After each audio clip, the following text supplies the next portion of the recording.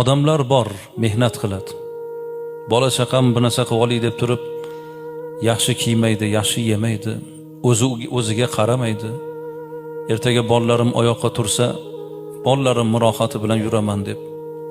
Lekin 60 ga yetib yetmasdan o'tib ketib qoladi. Qilgan mehnatini, rohatini ko'rmaydi. Tarbiya qilgan farzandlar endi oyoqqa turganda o'tib ketib qoladi.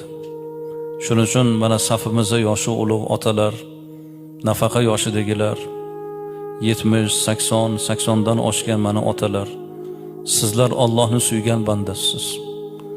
Banda qilgan mehnatini, rohatini ko'rish, tarbiya qilgan farzandlarining ardog'ida yurish, keksalik gashtini surish, bu nuroniylik yoshiga yetish, bu hammaga emas.